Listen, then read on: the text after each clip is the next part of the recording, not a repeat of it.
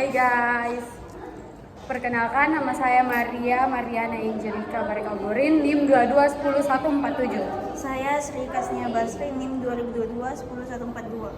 Saya Suci Fitra, NIM 2022-10136. Saya Muhammad Rizkar Fani Batiar, NIM 2022-10117. Pada hari ini kita akan menjawab pertanyaan dari tugas analisa laporan keuangan. Jangan lupa dinonton. Baik, saya akan menjelaskan di bagian neraca. Di dalam neraca itu ada beberapa terdapat komponen, yaitu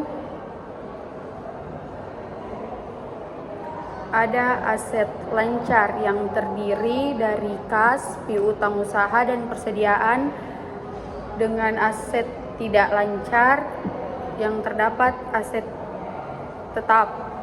Jadi di sini kasnya itu di soal 200 juta dan piutang usahanya juga di soal itu 150 juta. Persediaannya itu 100 juta. Jadi total aset lancar itu 450 karena hasil dari penjumlahan kas, piutang, dan persediaan. Aset tetapnya itu 300 juta. Jadi total aset tidak lancarnya itu 300. Terus komponen liabilitas jangka pendek, utang dagangnya itu 80 juta. Sesuai dengan yang ada di soal. Selanjutnya terdapat liabilitas jangka pendek. Di dalam liabilitas jangka pendek itu terdapat utang dagang. Jumlahnya itu 80 juta sesuai dengan yang di soal. Terus total liabilitas jangka pendek itu 80 juta karena yang terdapat di dalam liabilitas jangka pendek itu cuma satu, utang dagang. Sesuai yang tertera di soal. Liabilitas jangka panjang, utang bank jangka panjang itu 100 juta sesuai dengan yang di soal. Total liabilitas jangka panjang 100 juta, total liabilitas itu 180 juta karena dari utang dagang ditambah utang bank jangka panjang. Ekuitas, di dalam ekuitas itu terdapat modal saham dan laba ditahan. Modal sahamnya itu jumlahnya 500 juta dan laba ditahannya itu 70 juta. Total ekuitasnya itu 570 juta karena modal saham ditambah dengan laba ditahan. Total liabilitas dan ekuitas itu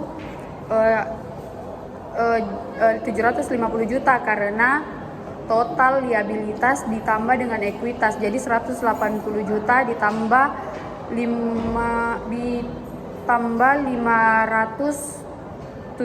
juta. Selanjutnya saya akan menjelaskan rugi laba. Komponen-komponen yang terdapat dalam rugi laba, yang pertama itu pendapatan. Di dalam pendapatan penjualan yang jumlahnya 800 juta. Total pendapatan sama dengan 800 juta. Komponen selanjutnya yaitu harga pokok penjualan. Beban pokok penjualan 400 juta. Total harga pokoknya itu 400 juta. Laba kotornya itu 400 juta. Selanjutnya komponen beban operasional yang jumlahnya 200 juta sesuai dengan yang ada di soal. Total beban operasional 200 juta. Laba operasional atau operation income.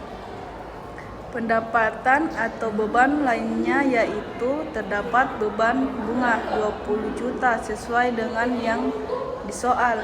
Total pendapatan beban lain-lainnya yaitu 20 juta. Selanjutnya laba sebelumnya pajak itu 180 juta karena hasil dari total liabilitas. Ada pajak penghasilan 30 juta sesuai dengan yang di soal. Laba bersihnya 150 juta karena hasil dari pengurangan laba sebelum pajak. dikurangi pajak penghasilan sehingga hasil laba bersihnya 150 juta. Selanjutnya laporan perubahan ekuitas. Komponen yang terdapat dalam laporan perubahan ekuitas yaitu saldo awal ekuitas 1 Januari 2023 yang jumlahnya 270 juta. Selanjutnya laba bersih yaitu 270 juta dengan dividen yang dibayarkan itu 20 juta sesuai dengan yang disoal. Kenaikan modalnya itu 200 juta karena laba bersih yang dikurang dividen yang dibayarkan sehingga kenaikan modalnya 200 juta. Saldo akhir 31 Desember 2023 470 juta hasil dari saldo awal ekuitas ditambah kenaikan modal sehingga saldo akhir di 31 Desember 2023 yaitu 470 juta. Baik, selanjutnya saya akan menjelaskan materi laporan arus kas. Komponen yang terdapat dalam laporan arus kas yaitu arus kas dari aktivitas operasi 300 juta sesuai dengan yang disoal total kas bersih dari aktivitas operasi 300 juta dari komponen arus kas dari aktivitas operasi. Arus kas dari aktivitas investasi 100 juta sesuai dengan yang disoal. Total kas bersih dari aktivitas investasi 100 juta.